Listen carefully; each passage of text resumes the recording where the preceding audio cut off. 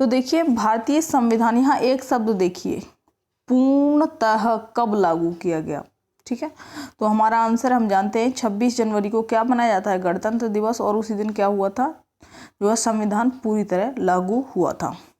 यदि यहाँ पर पूर्णतः की जगह वो दे देता आंशिक रूप से कब लागू हुआ, ठीक है, आंशिक रूप से, तब इसमें हमारा आंसर क्या होता, 26 नवंबर 1949, क्योंकि यही वो दिन है जिस दिन संविधान पूर्ण रूप से बनकर तैयार हो गया था और 15 अनुच्छेद यानी आर्टिकल लागू कर दिए गए थे। ठीक है, 26 नवंबर 1949 को संविधान बनकर तैयार हुआ था और उसी दिन 15 अनुच्छेद जो थे वो लागू कर दिए गए थे।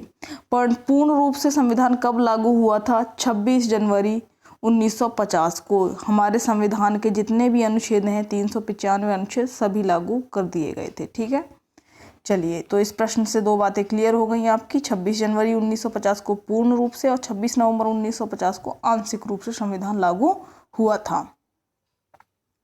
अगला प्रश्न देखते हैं। चलिए, अगला प्रश्न क्या है, भारत के संविधान सभा के अध्यक्ष थे सच्चिदानंद सिन्हा, बी.आर. अम्बेडकर, राजेंद्र प्रसाद या बी.एन. राव। देखिए, संविधान सभा के अध्यक्ष, यदि ये शब्द आता है, सिर्फ अध्यक्ष पूछा है तो हमें पता ही है राजेंद्र प्रसाद जो है संविधान सभा के अध्यक्ष थे। यदि यहीं पर देखिए दूसरा प्रश्न यदि कह देता संविधान सभा के अस्थाई अध्यक्ष, अस्थाई, ठीक है, अस्थाई का मतलब है शुरुआत के 2 दिन जब डिसाइड नहीं हुआ था कि कौन बनेगा अध्यक्ष, तो ऐसे ही टेम्परेरी तौर पर सभा चलाने के लिए अध्यक्ष बना दिए गए थे, तो वो थे सच्चिदानंद सिन्हा। अगर अस्थाई शब्द आता है तब क्या लेंगे, सच्चिदानंद सिन्हा। अगर ये शब्द नहीं है, ठीक है, ये शब्द नहीं है, तो हमारा आंसर है डॉक्टर राजेंद्र प्रसाद संविधान सभा के अध्यक्ष थे। ठीक है, चलिए आगे चलते हैं।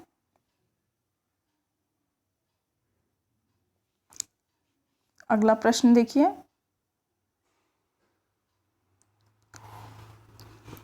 भारतीय संविधान के प्रारूप समिति यानी मसौदा समिति के अध्यक्ष कौन थे, राजेंद्र प्रसाद, बी.आर. अम्बेडकर, जवाहरलाल नेहरू या जे.बी. कृपलानी। तो देखिए, संविधान सभा की प्रारूप समिति या ड्राफ्ट कमेटी या मसौदा समिति के जो अध्यक्ष थे डॉक्टर बी.आर. अम्बेडकर थे। ठीक है, इन्हें क्या कहा जाता है, संविधान का पिता भी कहा जाता है। और दूसरी बात, डॉक्टर बी.आर. एक प्रश्न और पूछा जाता है कि डॉक्टर बी.आर. अम्बेडकर जो है चुन करके आए थे, वो किस क्षेत्र से निर्वाचित हुए थे संविधान सभा में, यानी किस क्षेत्र से संविधान सभा में व्यक्ति चुनकर आए थे, तो किस जगह से ये आए थे, तो ये आए थे पश्चिम बंगाल से। ठीक है, ये भी इम्पोर्टेंट है, पश्चिम बंगाल से चुने गए थे संविधान सभा के लिए। चलिए अगला प्रश्न, संविधान की उद्देशिका यानी प्रस्तावना में कितनी बार संशोधन किया गया, यानी अब तक संविधान की प्रस्तावना में कितनी बार संशोधन किया गया है, 1 बार, 2 बार, 3 बार या संशोधन ही नहीं किया गया है। तो देखिए दोस्तों, संविधान सभा में अब तक सिर्फ 1 बार संशोधन किया गया है, वो भी कब किया गया है, 42वां संविधान संशोधन है। 42वां संविधान संशोधन कब हुआ था, 1976 में हुआ था। ठीक है, 42वें संविधान संशोधन में उद्देशिका यानी प्रस्तावना में संशोधन किया गया है। ठीक है, चलिए देखिए, इसमें संविधान की प्रस्तावना में 3 शब्द जोड़े गए थे। ठीक है, समाजवाद, पंथ निरपेक्ष और अखंडता, ये 3 शब्द जोड़े गए थे 42वें संविधान संशोधन 1976 में। चलिए आगे चलते हैं। संघ सूची में कितने विषय यानी मद हैं, ठीक है, ये पूछ रहे हैं संघ सूची में। ठीक है, तो 99, 98, 66 या 97, तो संघ सूची में विषय हैं 97। ठीक है, ठीक है, तो हमारा ऑप्शन है डी। देखिए फ्रेंड्स, मेरा फिर से आपसे अनुरोध रहेगा कि यदि आपको लग रहा है समझ में क्वेश्चन याद नहीं हो रहे हैं, तो आप वीडियो को 2 बार देखिए। ये प्रश्न जो है आपको पता होने ही चाहिए। ठीक है, जितने भी प्रश्न हम करेंगे इसमें टॉप 50 सीरीज में। चलिए अगला प्रश्न देखिए, अंतरिम सरकार में विधि मंत्री कौन थे, विधि मंत्री। ठीक है, गजानतर अली, जोगेंद्रनाथ मंडल, सरदार पटेल या जवाहरलाल नेहरू। पहले तो ये देखिए अंतरिम सरकार क्या है। देखिए जब भारत आज़ाद हुआ था है तो उस समय ऐसा तो था नहीं कि डायरेक्ट जो है 1947 में चुनाव करा दिए और सरकार बन गई, ऐसा तो हुआ नहीं। आप जानते ही हो चुनाव कब हुए थे, 1951 में जाकर प्रथम चुनाव हो रहे हैं हमारे। तो इस दौरान जो संविधान सभा के लोग थे वही क्या सरकार, मतलब वही संसद वाले लोग बन गए, यानी उन्हीं में से सरकार चुन ली गई थी। ठीक है, तो वो थी अंतरिम सरकार। ठीक है, यानी चुनाव होने से पहले संविधान सभा में से ही लोगों को मंत्री बना दिया गया था। ठीक है, तो वो अंतरिम सरकार थी। तो उसमें विधि मंत्री जो थे वो थे जोगेंद्रनाथ मंडल। ठीक है, विधि मंत्री कौन थे, जोगेंद्रनाथ मंडल थे अंतरिम सरकार में। देखिए मोस्टली यही लोग थे जो बाद में भी जो है मंत्री बन रहे थे, जैसे कि जवाहरलाल नेहरू प्रधानमंत्री बनाए गए थे, तो वही चुनाव में जीतकर प्रधानमंत्री बने थे बाद में। अगला प्रश्न, मूल भारतीय संविधान में मौलिक अधिकारों की संख्या थी 7, 8, 6 या 5। जो मूल यानी जब भारत जो संविधान बना था उसमें मौलिक अधिकार कितने थे, तो उस समय मौलिक अधिकारों की संख्या थी 7। ठीक है, बाद में जो है 42वें संविधान संशोधन में क्या कर दिया गया इसको जो है, देखिए 1 मिनट है, मूल अधिकारों की संख्या कितनी थी, 7 थी, पर 42 में नहीं, सॉरी 44वें संविधान संशोधन में जो संपत्ति का अधिकार था, ठीक है, संपत्ति का अधिकार था, उसे मौलिक अधिकार से हटा करके क्या बना दिया, एक कानूनी अधिकार बना दिया गया। ठीक है, कानूनी अधिकार बना दिया उसको, मौलिक अधिकार से हटा दिया किसको, संपत्ति के अधिकार को। ये पहले 31A में था। ठीक है, इसे बाद में जो है डाल दिया, सॉरी ये जो है 31 में था, इसे बाद में 300 में डाल दिया गया, अनुच्छेद 300A में इसे डाल दिया गया था।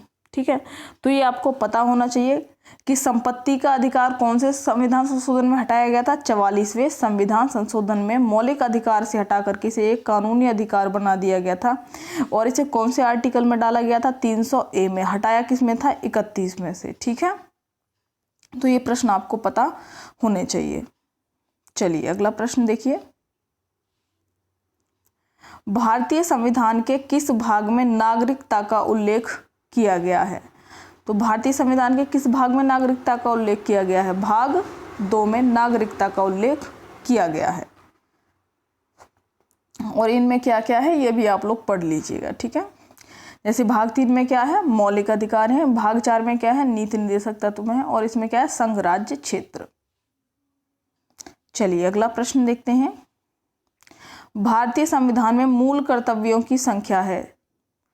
भारतीय संविधान में मूल कर्तव्यों की संख्या 10, 12, 11, 20। तो मौलिक कर्तव्य हमारे हैं संविधान में 11। चलिए अगला प्रश्न देखिए, काफी इंपॉर्टेंट प्रश्न है ये वाला, देखते हैं।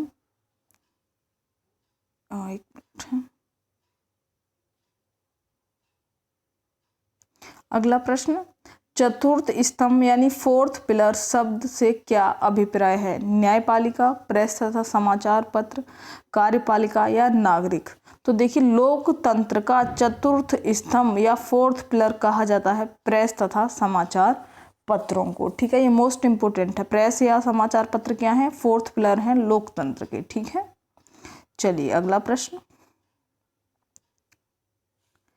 संघीय कार्यपालिका की शक्तियां निहित हैं राष्ट्रपति में, प्रधानमंत्री में, राज्यपाल में या मुख्यमंत्री में। तो देखिए संघीय कार्यपालिका की शक्तियां निहित हैं किसमें, राष्ट्रपति में। ठीक है,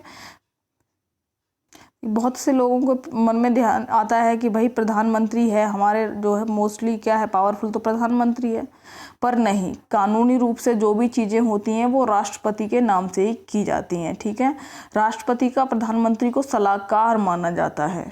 ठीक है, तो कार्यपालिका की शक्तियां निहित है किसमें, राष्ट्रपति में, ना कि प्रधानमंत्री में। ठीक है, चलिए अगला प्रश्न, भारत के प्रथम राष्ट्रपति थे राजेंद्र प्रसाद, जवाहरलाल नेहरू, सर्वपल्ली राधाकृष्ण या इसमें से कोई नहीं। तो आज सभी लोग जानते हैं कि प्रथम राष्ट्रपति जो थे वो थे डॉक्टर राजेंद्र प्रसाद।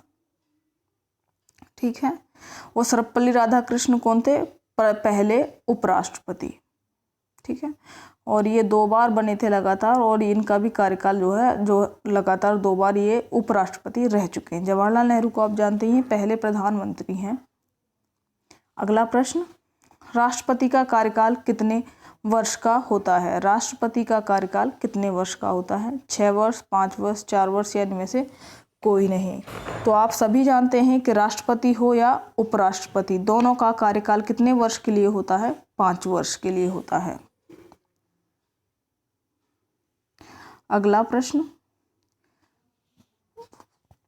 राष्ट्रपति को उनके कार्यकाल या 5 वर्ष से पूर्व किस रीति के द्वारा पद से हटाया जा सकता है? रीति कह सकता है या फिर विधि कह सकता है। किस विधि के द्वारा पद से हटाया जा सकता है? साधारण रीति द्वारा, निंदा प्रस्ताव द्वारा, महाभियोग द्वारा, या फिर अगला प्रश्न देखिए, विरोध प्रस्ताव द्वारा। तो राष्ट्रपति हो या फिर उपराष्ट्रपति हो या फिर मुख्य न्यायाधीश हो, ठीक है, सभी को महाभियोग द्वारा ही हटाया जा सकता है, ठीक है। उनके समय से पूर्व जो प्रक्रिया है हटाने की, उसे क्या कहा जाता है? महाभियोग प्रक्रिया, ठीक है, राष्ट्रपति को हटाने की।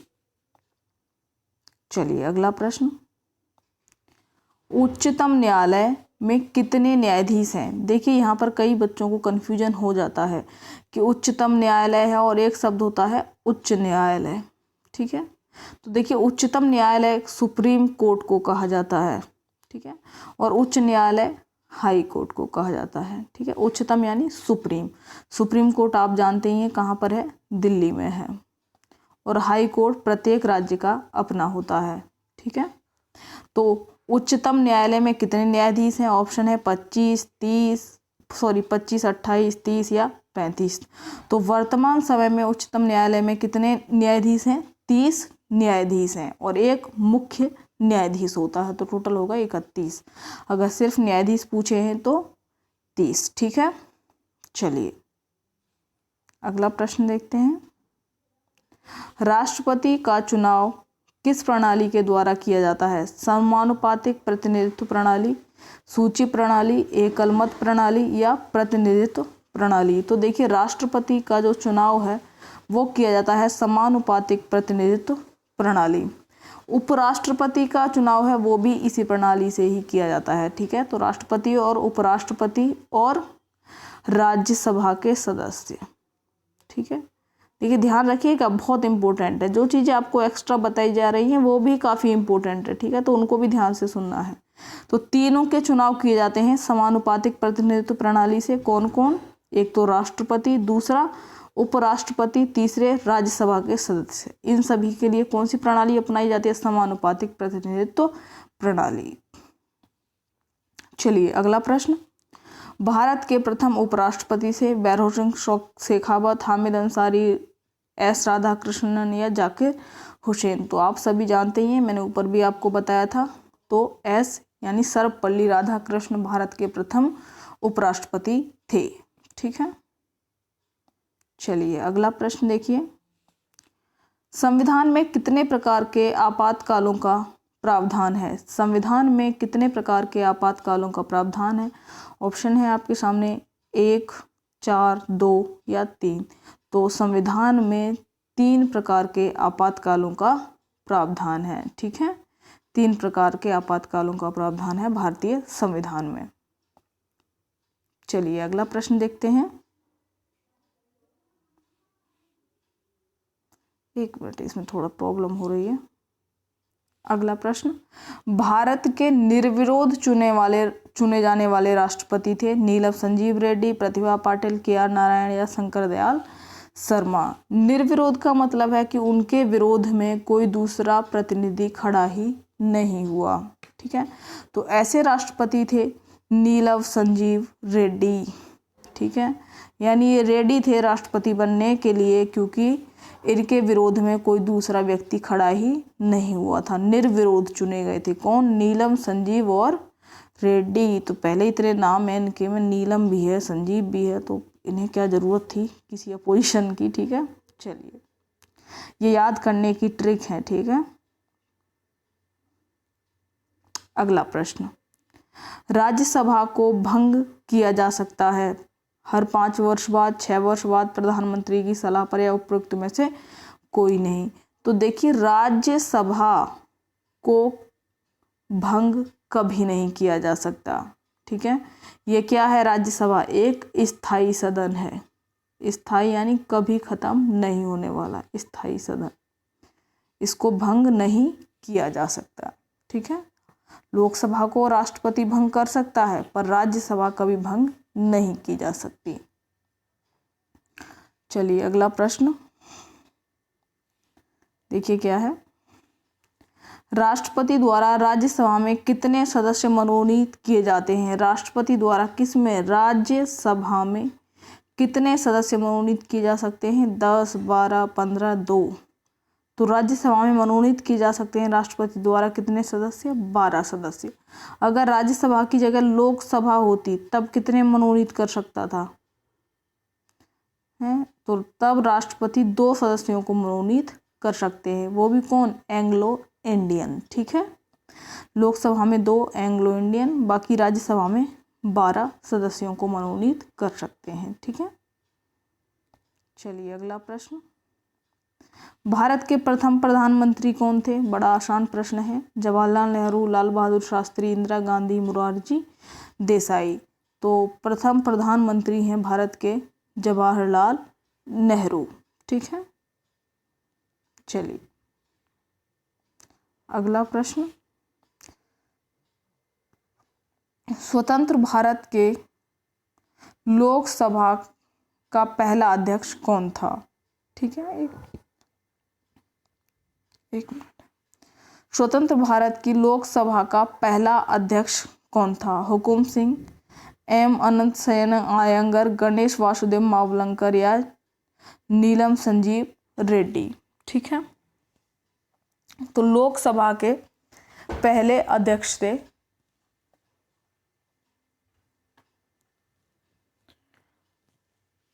गणेश वासुदेव मावलंकर, या फिर कई बार दे देता है वो जीवी मावलंकर। ठीक है, तो राज्यसभा के पहले जो अध्यक्ष थे वो थे जीवी मावलंकर या गणेश वासुदेव मावलंकर। ठीक है, चलिए अगला प्रश्न देखते हैं।